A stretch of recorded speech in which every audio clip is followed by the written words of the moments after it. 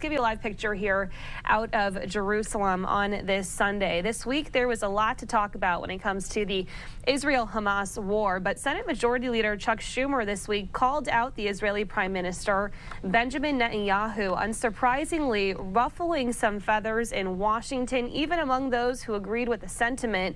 That comment comes as the U.S. looks to keep Israel's military operations in Gaza at arm's length. Fox News correspondent Lucas Tomlinson, he has more from Washington today. Outraged over Senate Majority Leader Chuck Schumer's recent floor speech demanding that Israel hold elections, calling that speech unprecedented and an example of election interference.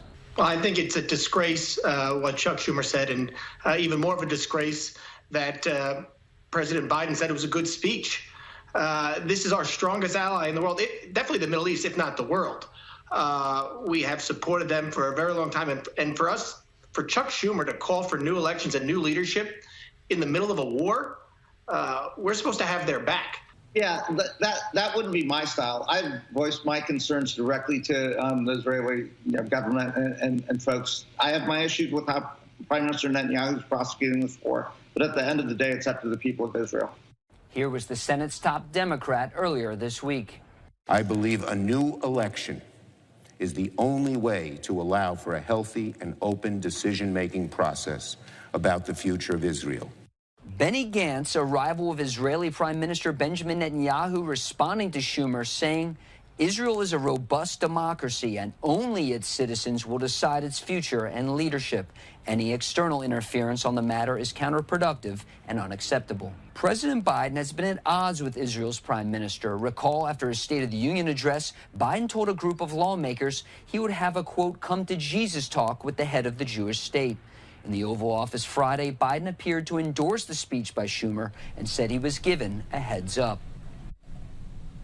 All right, certainly a big talker this week. Live picture again here out of Jerusalem. We want to take you out to an event that just wrapped up moments ago as we were showing you the president's comments as we heard from the Prime Minister of Israel, Benjamin Netanyahu, speaking today alongside the German Chancellor holding a joint news conference. Listen in here next on Live Now.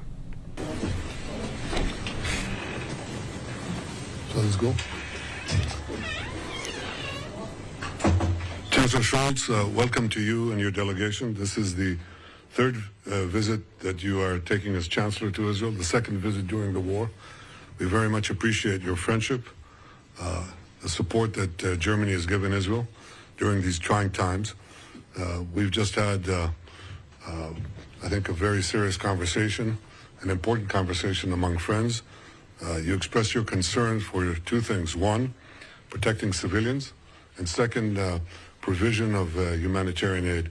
And I explained that these are our concerns as well, because we agree with both goals. In fact, the Army of Israel has done more to minimize civilian casualties than any other army in modern times, and certainly any other army faced with such dense urban warfare and an enemy that seeks to use civilians as human shields, as Hamas does, often at gunpoint. Secondly, we are doing unusual efforts to increase humanitarian aid by land, by sea, by air, and we'll continue to do more. The main problem that we see is the distribution of this aid once it gets into Gaza, and the fact that it is being looted by Hamas and by others. This is something that we have to have a joint effort to try to prevent it. The responsibility for this disruption and for the civilian casualties should be laid at Hamas's door. Israel will do whatever it can to minimize those casualties and maximize humanitarian aid as needed. We also agreed that Hamas has to be eliminated. We cannot have a future for Gaza, a future for peace, a future for Israel, if Hamas, a terrorist organization committed to our genocide, remains intact. If it remains intact, it will regroup and reconquer the Gaza Strip and, as they vowed, repeat the massacre again and again and again. Yesterday I met with the families of hostages, and not yesterday, I'm sorry, on Thursday. I met families of hostages. And one of the hostages, a woman, told me that her captors, she was there with her children, and we got her out. And she said the Hamas captor who held her hostage said to her, you know, you're going back now. I suggest you go. Go anywhere. Go to California. Leave Israel, because we will do next time 10 times what we did to you now. And after that, even more. So we cannot have this genocidal organization that murdered over 1,000 Israelis. We cannot have them in power. We cannot have peace if Hamas is there. Hamas has to be eliminated for any possibility of peace and progress.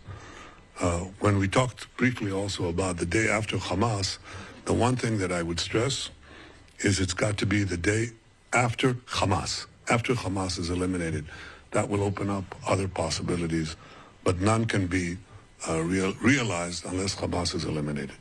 Chancellor, please. Thank you. Prime Minister, many thanks for receiving me today. We have been on the phone quite a lot in the last weeks and months, but nothing can replace a meeting in person.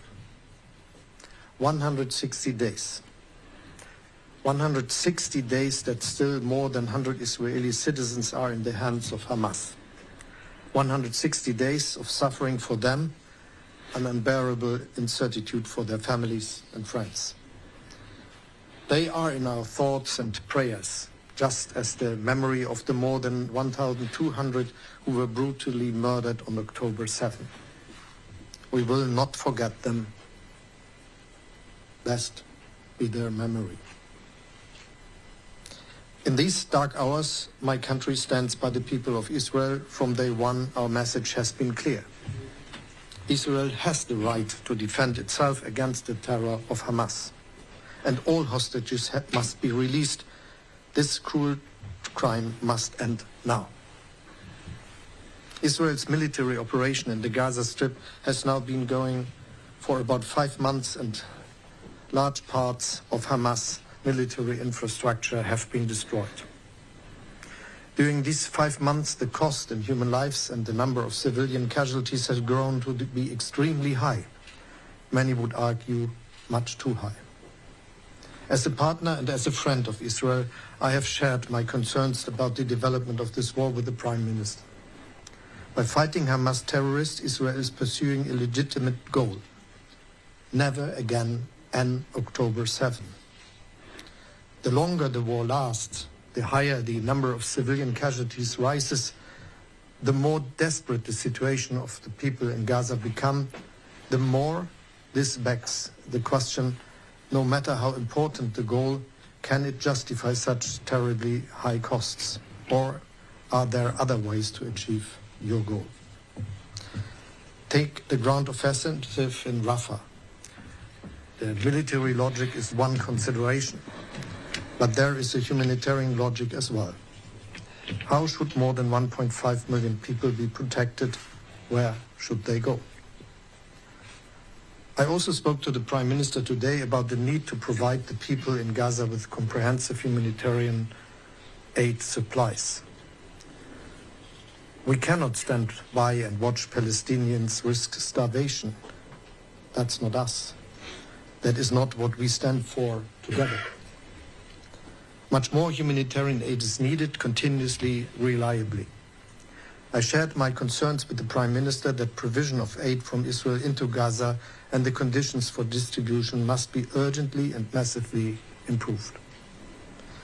And finally, we need a hostage deal with a longer-lasting ceasefire. I know how difficult it is to reach an agreement with the Hamas terrorists, but we understand the hostage families who say after more than 5 months the time has come for a comprehensive hostage deal for saving those who are still held captive. I want to express my appreciation for all the mediation efforts undertaken by the government of Qatar as well as Egypt. They have our full support. What also remains important from my view, Hezbollah must withdraw from the border area north of Israel. We are working on this on the basis of Security Council Resolution 1001.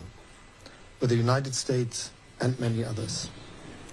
A regional military escalation would have unforeseeable consequences. We need to make any effort to avoid this.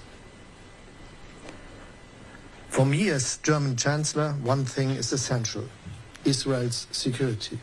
It is at the center of all my efforts and thoughts here. Terror against Israel must be fought consistently. But terror cannot be defeated with military means alone.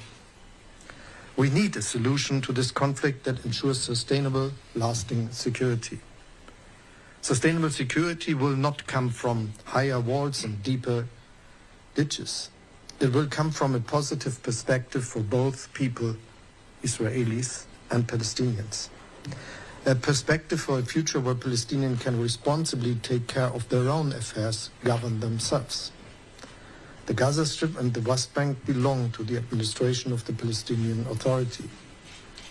The PA needs to be reformed and strengthened, both in terms of personnel and structure.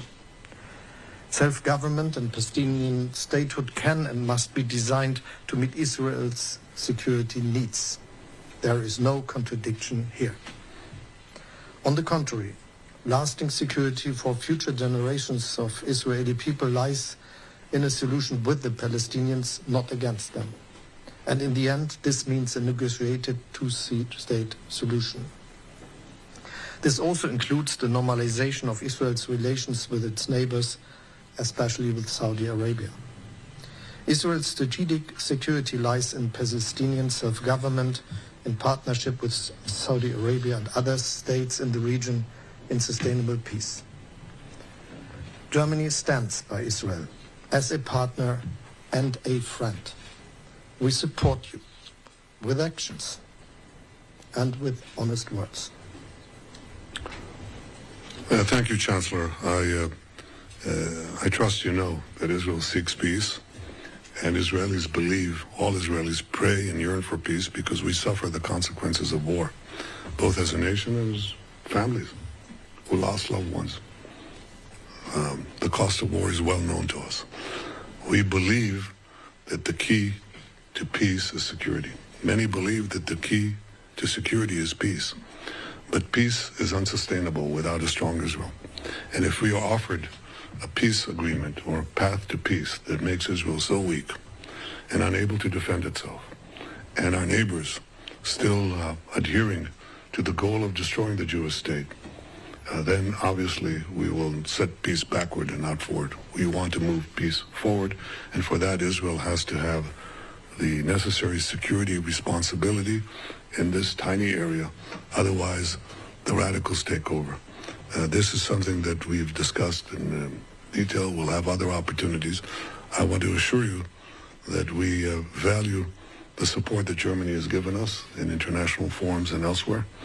We value your friendship, and we look forward to continuing this conversation. The other thing that I would say is that I assured Chancellor Scholz that our goal in eliminating the remaining terrorist battalions in Rafah goes hand in hand with enabling the civilian population to leave Rafah. It's not something that we will do while keeping the population locked in place. In fact, we'll do the very opposite. We'll enable them to leave because our consideration for reducing and minimizing civilian casualties has guided us and will continue to guide us in the future. Thank you, Chancellor, and thank you all. Thank you very much. Thank you.